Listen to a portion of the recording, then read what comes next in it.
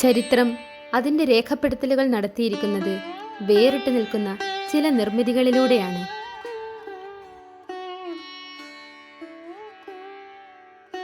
മലബാറിൻ്റെ ചരിത്രം എഴുതപ്പെടുമ്പോൾ അഥവാ കേരള ചരിത്രം മലബാറിലൂടെ രേഖപ്പെടുത്തുമ്പോൾ അറക്കൽ രാജവംശത്തിൻ്റെ അധീനതയിലായിരുന്ന അറക്കൽ കൊട്ടാരത്തിൻ്റെ പ്രൗഢഗാംഭീര്യം എടുത്തു പറയുക തന്നെ വേണം.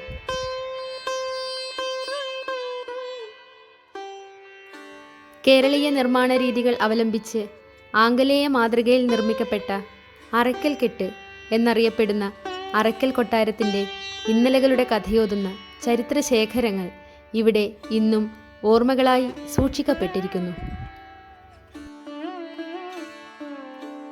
പോയൊരു കാലഘട്ടത്തിൻ്റെ ഓർമ്മപ്പെടുത്തലുകളായി.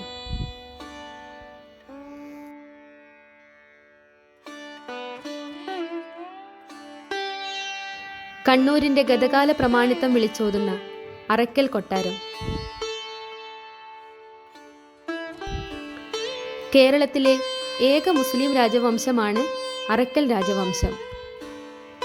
മരുമക്കത്തായ സമ്പ്രദായത്തിൽ കുടുംബത്തിലെ ഏറ്റവും പ്രായം കൂടിയ വ്യക്തി ലിംഗഭേദമന്യേ ഭരണാധികാരിയാകുന്നു.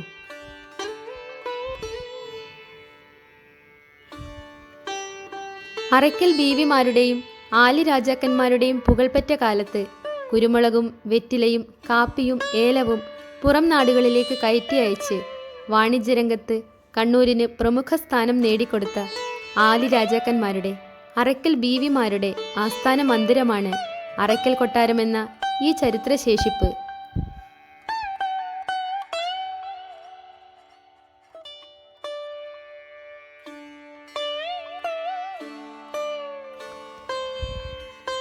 മലയാളക്കരയുടെ പെരുമ കേട്ടെത്തിയ പല വിദേശികൾക്കും ആതിഥ്യമേകിയ ദർബാർ ഹാൾ ഇന്നും പ്രൗഢിയോടെ സൂക്ഷിച്ചിരിക്കുന്നു.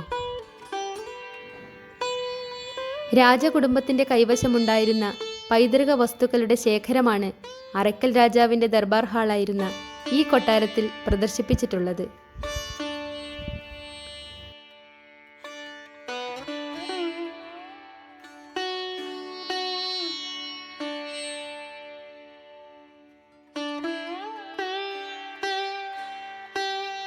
വാളുകൾ, തുകൽ പരിചകൾ, രാജകിരീടം, ആദ്യകാല ടെലിഫോണുകൾ, ദൂരദർശിനികൾ തുടങ്ങി അമൂല്യങ്ങളായ പലതും കേരള പുരാവസ്തു വകുപ്പ് ഏറ്റെടുത്ത് ശാസ്ത്രീയമായി ഇവിടെ സംരക്ഷിച്ചിരിക്കുന്നു.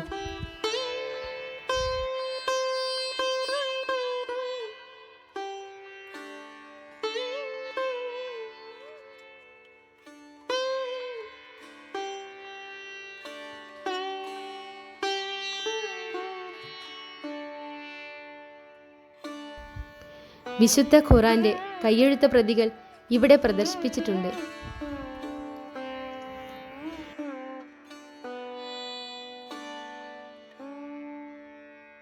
രാജാധികാരത്തിന്റെ മുദ്രയായ അംശവടികൾ, വിവിധ സംഗീത ഉപകരണങ്ങൾ, ആയുധങ്ങൾ, വെള്ളിയിലും മറ്റ് ലോഹക്കൂട്ടുകളിലും നിർമ്മിച്ചിരിക്കുന്ന വിവിധങ്ങളായ പാത്രങ്ങൾ, വിളക്കുകൾ, ചിലങ്കകൾ.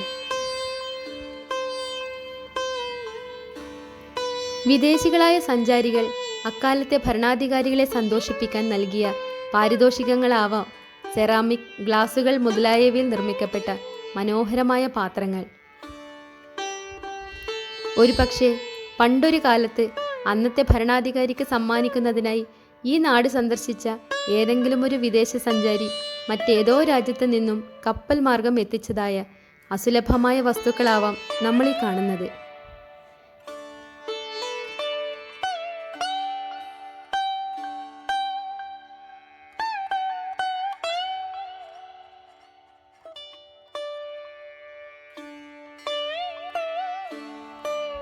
ഇതൊക്കെ അമൂല്യമായ രീതിയിൽ സംരക്ഷിക്കുക തന്നെ വേണം, വരും തലമുറകൾക്ക് ചരിത്രത്തിൻ്റെ ആഴം നേരിൽ കണ്ടറിയുന്നതിനായി.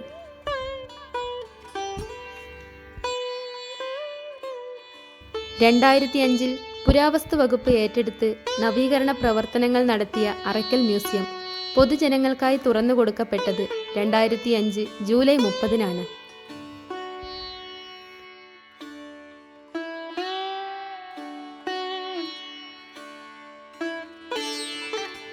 പുനരുദ്ധാരണ പ്രവർത്തനങ്ങൾ നടത്തി പൊതുജനങ്ങൾക്ക് സന്ദർശനാനുമതി നൽകിയെങ്കിലും അറയ്ക്കൽ കൊട്ടാരത്തിന്റെ പൂർണ്ണ അവകാശം ഇപ്പോഴും അറയ്ക്കൽ രാജവംശത്തിന് തന്നെയാണ്.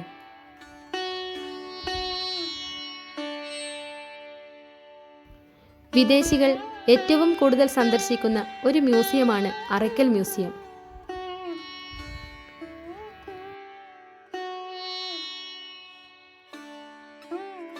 ബ്രിട്ടീഷുകാർ, ഡച്ചുകാർ തുടങ്ങിയ വിദേശ ഭരണകൂടങ്ങളുമായും ബീജാപ്പൂർ സുൽത്താൻ ഹൈദരാലി, ടിപ്പു സുൽത്താൻ എന്നീ ഇന്ത്യൻ ഭരണാധികാരികളുമായും അറയ്ക്കൽ ഭരണാധികാരികൾ നടത്തിയ കത്തിടപാടുകൾ ഇവിടെ പ്രദർശിപ്പിച്ചിരിക്കുന്നു. പോർച്ചുഗീസുകാർ, ഡച്ചുകാർ, ഇംഗ്ലീഷുകാർ, ഫ്രഞ്ചുകാർ ഒക്കെയും ഒരു കാലത്ത് ഈ കൊട്ടാരത്തിൽ നയതന്ത്ര ചർച്ചകൾക്കും സന്ധി സംഭാഷണങ്ങൾക്കുമായി എത്തിച്ചേർന്നിട്ടുണ്ടാവാം.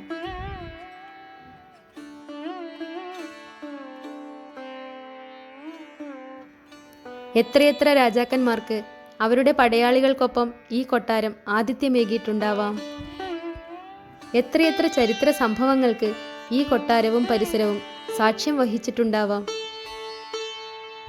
ചരിത്രം അതിൻ്റെ രേഖപ്പെടുത്തലുകൾ നടത്തിയിരിക്കുന്നത് ഇത്തരം അനേകമനേകം അപൂർവതകളിലൂടെയാണ്.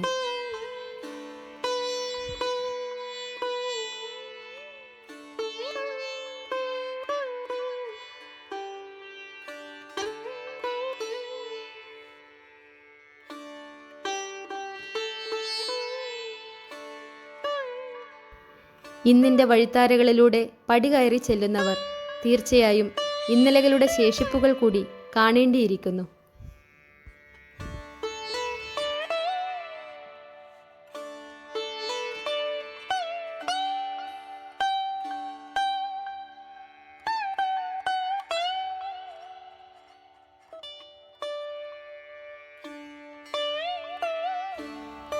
കണ്ണൂർ റെയിൽവേ സ്റ്റേഷനിൽ നിന്നും 2 കിലോമീറ്റർ മാത്രം സഞ്ചരിച്ചാൽ കണ്ണൂർ ആയിക്കരയിലുള്ള അറയ്ക്കൽ കൊട്ടാരത്തിലെത്താം. കണ്ണൂരിൻ്റെ പൈതൃകം അറിയാൻ ആഗ്രഹിക്കുന്നവർ ചരിത്ര പ്രാധാന്യമുള്ള ഈ മ്യൂസിയം കാണാതെ പോവരുത്. വീഡിയോ ഇഷ്ടമായവർ ലൈക്ക് ചെയ്യുക, ഷെയർ ചെയ്യുക. ചാനൽ സബ്സ്ക്രൈബ് ചെയ്യാത്തവർ ദയവായി സബ്സ്ക്രൈബ് ചെയ്യുക. Thanks for watching.